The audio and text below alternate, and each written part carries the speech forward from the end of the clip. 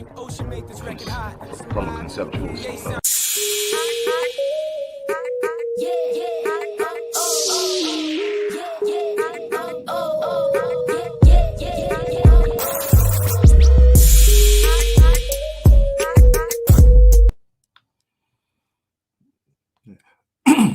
Hello, everybody. It's Dr. Rick here, dropping in on you. Hope everybody is having a great week. We're midway through the week, and I hope that you are achieving and doing the things that you have set out to do or desire to do. If you haven't, if you're still breathing, you're still in the fight. There's time to get up. There's time to put in the energy, the effort, and the work. Look, I'm going to be brief here. I want to give you something, hopefully, that clarifies a process that's so important.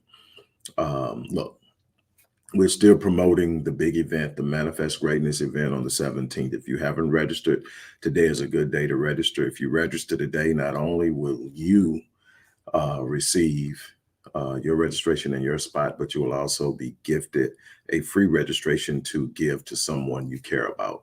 Son, daughter, spouse, friend, someone that you just feel like wanting to bless or whoever.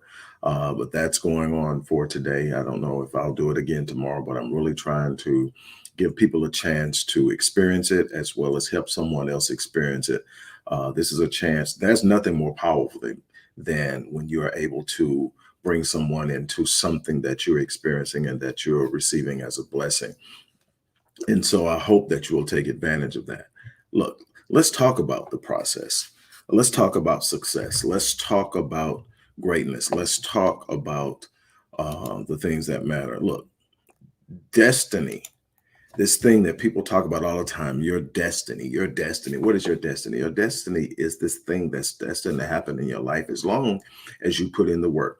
It's not going to happen if you sit still. Destiny is not going to happen if you don't move. Destiny is not going to happen if you don't apply yourself. But if you apply yourself, there's absolutely nothing in this world that can stop you from achieving your destiny. That's what destiny means. It means it's destined to happen, but you have to participate in your destiny. Destiny isn't a matter of chance. It's not a matter of luck. People are sitting around waiting on chance to produce an opportunity for them to do something exceptional in this world. And what's happening is they're not getting the results that they want, even in times where they may experience something that is exciting, something that is, above average. They can't repeat it because they didn't produce it. It was something that was fleeting and passing by, and they happened to bump into it while they were moving to and fro, being tossed by circumstances and situations because they have no anchor. They have no sense of direction because they haven't applied themselves. They don't even know what their true destiny is. They don't know what their purpose is because they haven't invested. So every now and then something great happens, but they can't produce it. They can't recreate it because it wasn't theirs. They just happened to be in someone else's moment and got to enjoy it for a while. No. Destiny isn't something that happens with chance. It happens by choice. You wake up in the morning and you make up in your mind that you're going out and you're applying yourself, that you're going to do something with your life. You're going to do something with your gift. You're going to do something with this unbelievable blessing that the designer has given you called life. You're not going to simply be okay with existing. You're not going to be okay with surviving. You're not going to be okay with average. You are going to make up in your mind that you're going to do something exceptional. You're going to make up in your mind that you're going to do something extraordinary, something phenomenal, something lasting, something that will etch in stone your existence in this world, so that when you leave this place, you leave a legacy behind. You hear me say all the time that I live my life on full, so that when I leave this place, I die on E. I'm leaving a legacy that says I came, I saw, I conquered. I refuse to surrender to the challenges of life. I refuse to surrender to the problems of life. I refuse to surrender to the difficulties and the hurts and the pains, the agonies, the defeats, the failures. I refused. And so I not only refused to surrender, I refused to retreat. I stood my ground. I stood up and I took the best that life had for me, and I pressed forward because I understood that if I decide to apply myself to my destiny, then the law of destiny applied to me. And what's the law of destiny? The more you try to stop it, you only ensure that it happens. You get in the way of destiny, you just become a part of it. You can't stop it. It's destined, but you have to be on the track to destiny. You have to make a asserted decision that you are not going to be satisfied with simply existing. You're not going to be satisfied being clumped in the box of mediocrity and average. You're not going to be satisfied just sitting around hoping. When I came up with the idea to do this event, this virtual event on manifestation, I was actually coming off of a session with a client and talking about the client asking, why don't I teach it on a grander scale? Because it's so powerful. And we were talking about basically the power of just one particular element of manifestation, vision boards, and how specific you can be on a vision board and how specific what you get in return can be, literally down to the very nature of what you describe. The more specific you are in what you demand in life, the more specific the manifestation. A lot of people aren't getting what they want because they aren't being specific in what they manifest. But I created this, after that conversation. This was a few weeks back. And I said, man, I'm going to go ahead and do it. I'm going to show people the entire spectrum of manifestation, not just the law of attraction, not just the entire dynamic of faith, how it works from the moment you conceive it in your mind to the moment it arrives in front of you. There are processes, there are steps, there are movements, and they work. They absolutely work. This is not a magic potion. This is not a snap your fingers and you've got everything you want. This is sitting up saying, I have the capacity in my thoughts. My thoughts are at their core pure consciousness. But when I put my thoughts in motion, I give my thoughts physicality. You don't understand what I'm talking about, do you? Your thoughts have physicality. They move from a place of pure consciousness, a connectivity, something given to you by God. Your thoughts are literally being brought to you by God, and then they become physicality the moment you accept it as reality. Then when you accept your thought as reality, they become physicality. What happens then? Your thoughts now have energy. You can literally measure that energy on a Hertz scale. When you're thinking, your thoughts are literally producing energy. They are now not just matter, but energy. They are moving something. Energy moves things. Energy attracts things. Energy does things. Energy resonates with like energy. So you got to be careful what thoughts you're entertaining. What are you accepting? Because what you accept becomes a part of your reality. A lot of you are accepting the wrong things. People say, well, manifestation doesn't work for me. It absolutely works for you. It works for everybody. It's working for you right now. The problem is you're manifesting the wrong things because you're entertaining the wrong thoughts. What are you focusing on? A bunch of you are focusing on what you don't want. Problem is you're focusing on it. So what happens? You've given the energy to the thing you don't want. You want to give the energy thing to the thing you desire. You want to point your energy, your focus to the thing. Why? Because whatever you point your focus to, you give your energy to. Oh, manifestation, trust me, it works.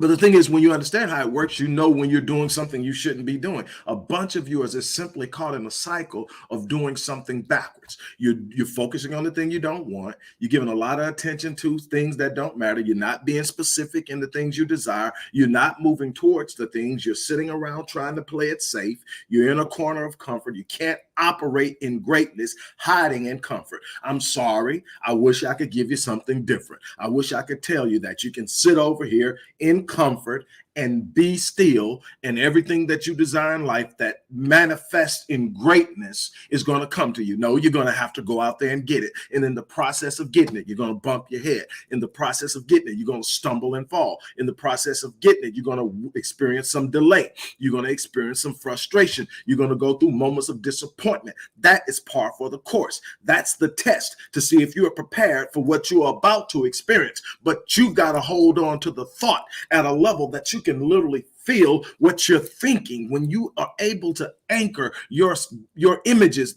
of your thoughts in an emotion that's enjoyable and strong, you pull yourself into the current of the thing you're trying to produce. And absolutely nothing on this planet, nothing in this world, nothing in this universe can stop it. It's coming. People say, well, Doc, are you living everything you've desired to manifest? No, but I can feel it. And what I can tell you is everything that I have had, everything that I have experienced, I manifested. I created it from the thoughts in my mind, good and bad. And so what I've learned over time is to monitor what I'm thinking, to be aware of what I'm producing at all times, not giving in to the urge to think negatively because somebody hurt my feelings, not giving in to the urge to move dark into darkness, to make a counterattack when somebody got in my way, to sit up and keep my mind fixed on the things that are important to me and shedding off the things that are not of what I want to produce in this world. And what I'm finding is I'm becoming more refined in the things that I produce. I'm becoming more precise in the things I produce. I'm shaping my reality with greater power. Why? Because I understand how things work and I'm moving into it. I've always sit up and said I'm going to do it. I've always known as a man thinks, so is he. But now when you start to understand, hey, look, your thoughts have physicality. They're not just some abstract thing in your mind. They have physicality. They're going to come out and produce themselves. They're going to initially start as an idea. And then when you give more attention to the thought, it becomes a part of the center of who you are, your soul, your heart, or as we say now, your subconscious. And what's going to happen? Out of the abundance of the heart, the mouth speaks. And when you begin to have something so deeply rooted in you that you're talking it, it says you shall declare a thing and it shall be established. I'm talking about manifesting. I'm talking about you are literally doing it, whether you're doing it for something good or something bad. You're manifesting based off of what you are engaging in a normal thought process throughout your day. You are having, and on a subconscious level, anywhere from 60 to 70,000 thoughts moving through. Most of those thoughts are going to be the same thoughts each and every day. If you don't change those thoughts to reflect something that you desire, you're going to consistently produce the things you don't. You're going to have to be accountable for what you're thinking. You're going to have to be accountable for what you entertain. You're going to have to be accountable. I'm trying to get you to understand that you have the power to change your life residing on the inside of you. You don't need anybody's permission to change your life for better. You don't need anybody giving you an opportunity. Like George Bernard Shaw said, don't tell me about circumstances. You know what? The people who get on in this world are the people who wake up in the morning and go out and find the circumstances they desire, the circumstances that serve them, the circumstances they need. And if they can't find it, they create it. You have the power to create. God gave you the power to create. Shoot, the book of Hebrews says, to him who called things that are not as though they were.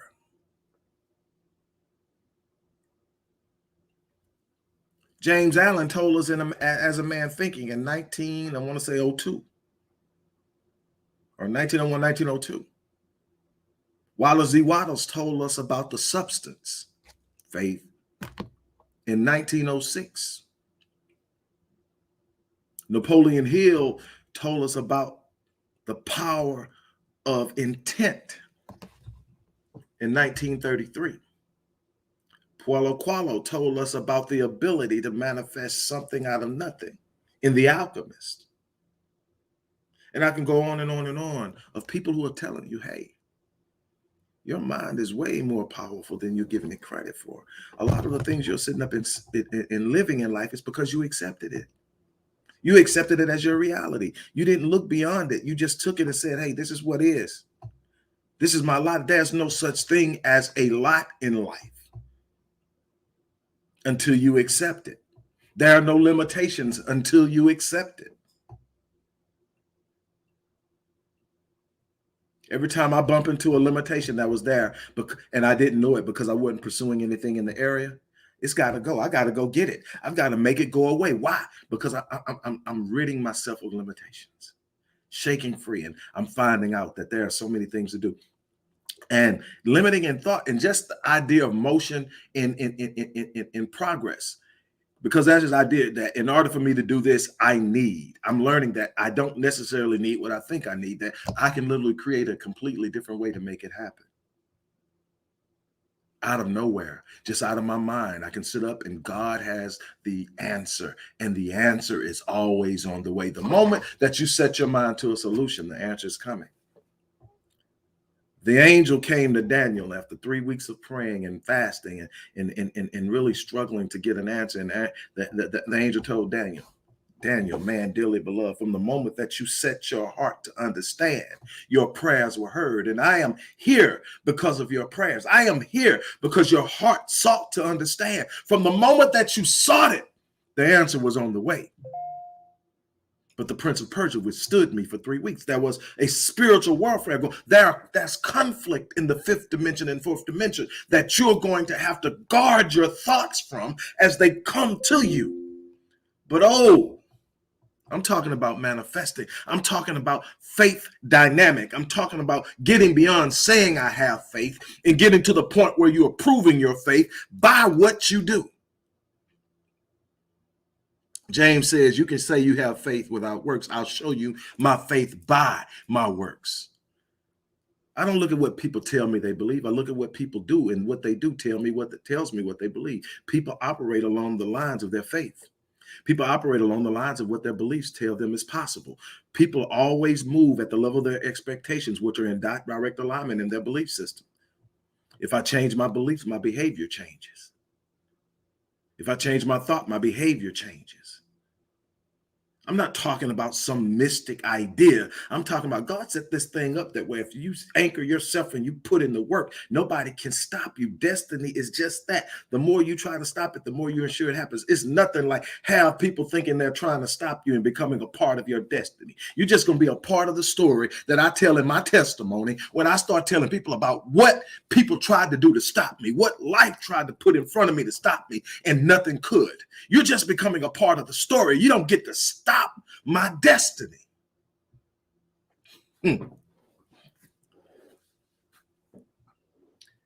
I'm telling you, if you want something electric, something powerful, something that you can apply to your life, this $97 is going to be the best $97 you spent in a long time. Not only are you going to get it,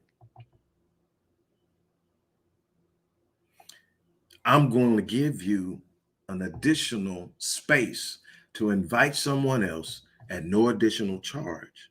And I'm going to give both of you an opportunity to work with me after.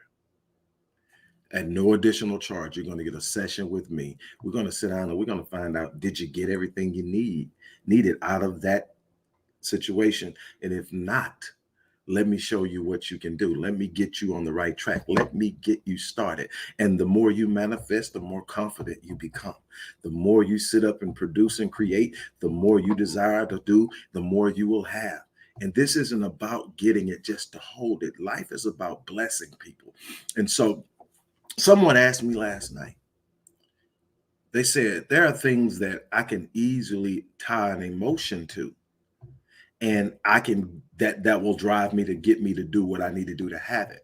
What happens when I can't find a way to create an emotion around a financial goal? I said, because money is a means. It's not the goal.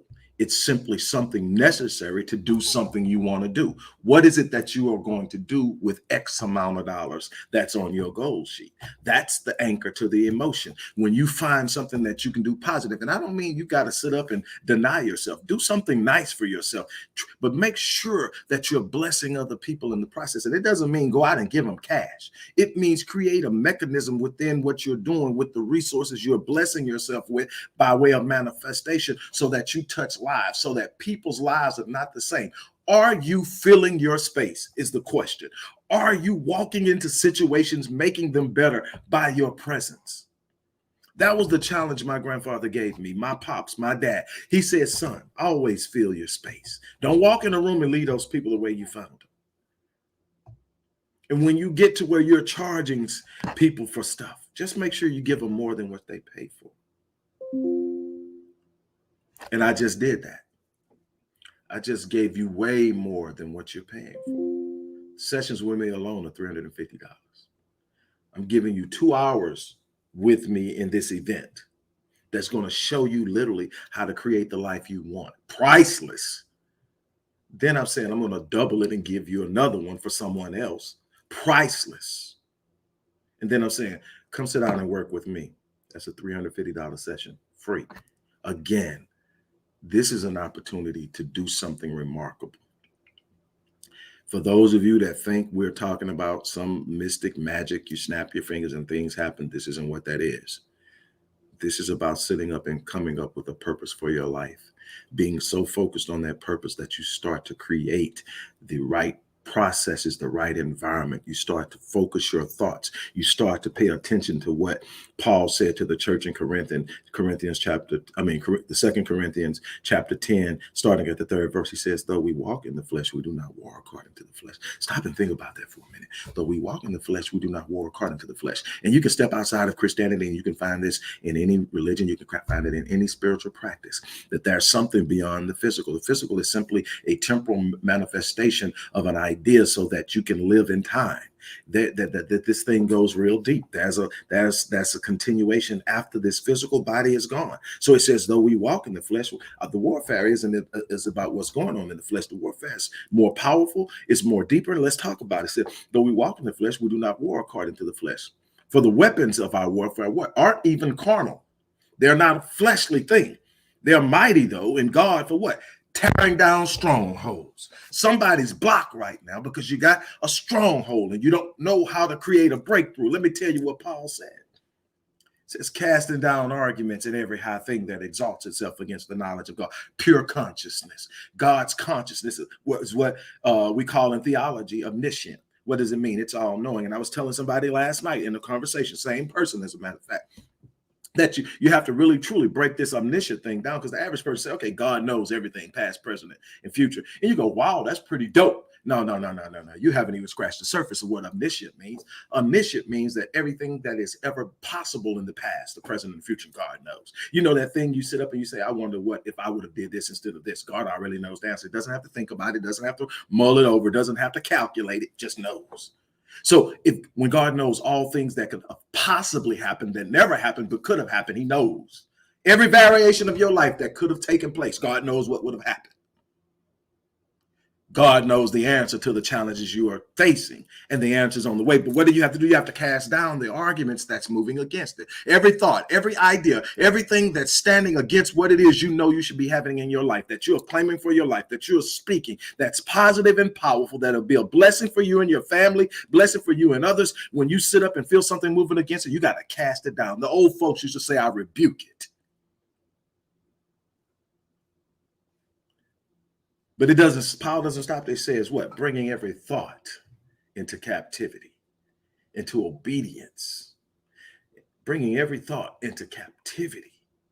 And I'm taking control of how I think, because when I do, I embrace magnificent amounts of power. This thing is going to be off the chain. But even if you don't make it, and I would hate for you not to make it, because it's going to be electric. And you get to experience it with someone. You get to invite someone and say, hey, come along with me, and you don't have to pay. For them, it's covered in your cost. I'm going to give it to them because you took a chance, because and when you walk into this, you're going to learn that a lot of things you've thought you've had to accept in this life, you don't. Something's going to hit you in this life. You don't have to fold when it does. You're going to experience setbacks. You don't have to fold when you experience them. You're going to have a bunch of people that are literally wishing and praying for your demise, because your success convicts them. I'm going to tell you something. You want to know why? People are like crabs in the barrel. Want to know why? When you start to climb out of that box of average, people start to attack.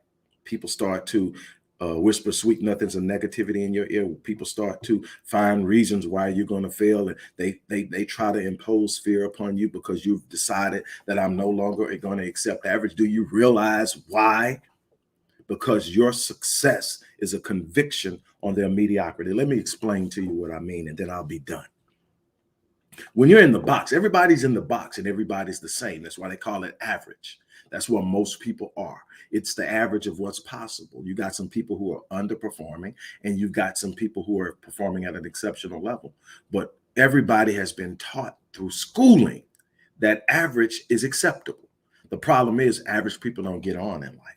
Average people are normally going to work, doing everything, and they are helping exceptional people live exceptional lives by contributing to their visions and their dreams. Okay. And they become convinced that that's the only way that they can exist in this world is by living this average life and not rocking the boat. They will say that I came from a fatherless home. I never knew my father. Neither did I. You say you never met yours. You say yours didn't spend much time with you. I never met mine. First time I saw him was at his funeral. Didn't stop me from doing remarkable and exceptional things. You say you come from poverty. I grew up where people had one pair of shoes if they were lucky. Now, I grew up in a house where I never had to worry about that, but I was around poverty. Everything was a narrative of poverty around me, but I didn't let it write my life's narrative. You say racism, hell, I'm black as black comes, and I speak my blackness. I wear my blackness. I refuse to sit up and conform to a Eurocentric idea of what is. And yet I operate in their realm, in their spectrum, in their spaces with respect because they don't write the narrative. I do. I found out that he who has the gold makes the rules, and I went out and got it. Am I telling you my life has been perfect? Am I telling you that everything has been on top tier? No, I'm telling you I've had bumps and bruises. I've fallen and I've gotten up. What I'm telling you is there's nothing like writing a check and knowing that the money is coming. And I'm not talking about a real check. I'm talking about a check on life. You say this is what I want. I'm making a demand on life.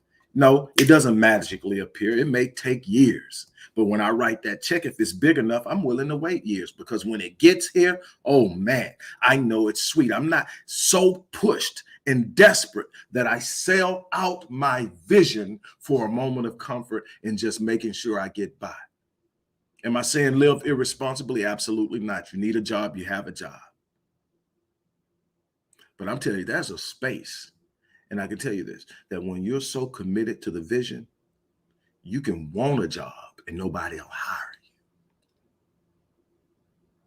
Why? Because you've gotten to a point where you've transcended one type of way and your mind is saying, man, I got to get it. And you have that moment where for whatever reason, you say, I'm going to go get a job. I'm telling you because I know. I'm going to go get a job because I want to stay, but I want something. And I mean, you apply, you get headhunters, you put in, you submit your application, and you're overqualified for everything you get. You should have easily been hired. Nobody hires you, and yet you still eat. Nobody hires you, and yet you still ascend. Nobody hires you, and yet your business grows. Why? Because you've realized and understood that when you walk in your destiny, nobody else gets to control it. Oh, some people are going to throw some stuff in front of you. They just become a part of the story. You just made yourself a part of my testimony. You don't get to shake me and break me. God has put me on unshakable ground. I understand how I'm built. I'm built for this. I told people years ago when I was starting my recovery, when I was starting to rebuild what I had lost, I'm built for it. Step back and watch me. Put your doubts on me and watch what happens.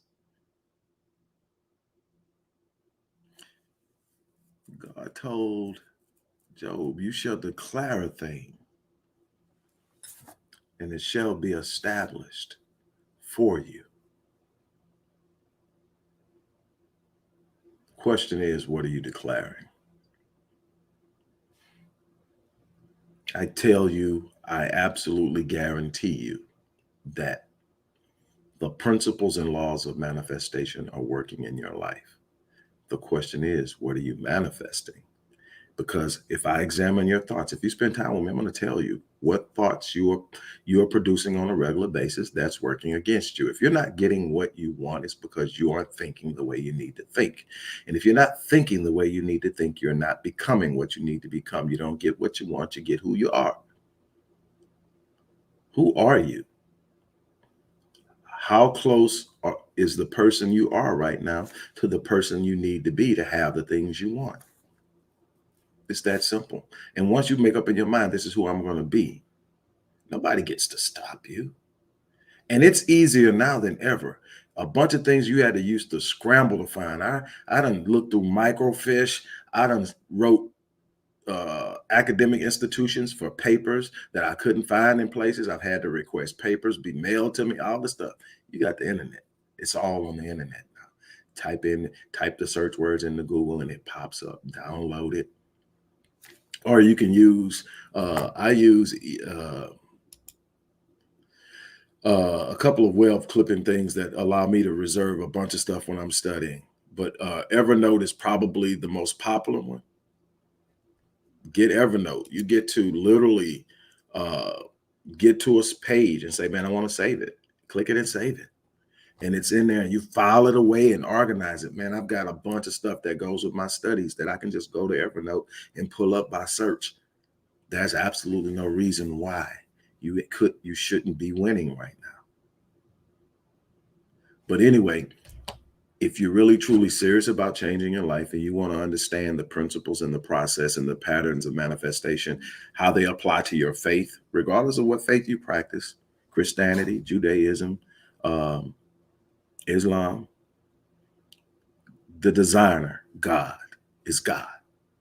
At the purest state, whatever you call God, you call God. But what I'm telling you, at the purest state, this pure consciousness, this pure power is the source. And these universal principles that have been put into place are irrevocable and irreversible. You simply have to move in it. Your mind is the most powerful thing in this universe. What you are letting run through it and what you're letting come into it is going to have a direct impact on the life you live. It's that simple. Your thoughts are the parents of tomorrow's children, your reality. On that note, look, I'm going to get out. If you want to attend, if you want to be a part of this and benefit from all that I'm offering in addition to that, click the link, sign up. It's on the 17th. I'm telling you, it's going to be electric. I'm telling you that you're going to get to follow up with me after with a session. And we get to break down what you heard, the notes you took, the information that I sent out to you, and go over it. And you can tell me what you're going to manifest first. Who knows? You may even decide to work with me to do it. But if you don't, you don't have to. But I'm telling you that when you're finished, you're going to have a different approach on life and you're going to look at things. I'm telling you, just by learning this is going to happen to you. This is how powerful all this stuff is connected. When you learn this, blood pressure is going to go down. When you learn this, you're going to find out you feel less stressed out no matter what you're facing in the day. That's a powerful confidence. Confidence is an unbelievable thing. A confidence is a thing that no matter what I'm looking at, I got it. And when you got it, there's no anxiety. There's no threat response that triggers cortisol release into your bloodstream, which triggers this stressful feeling and this heightened blood pressure. All that stuff's going to slow down. Why? Because you're operating in your design now.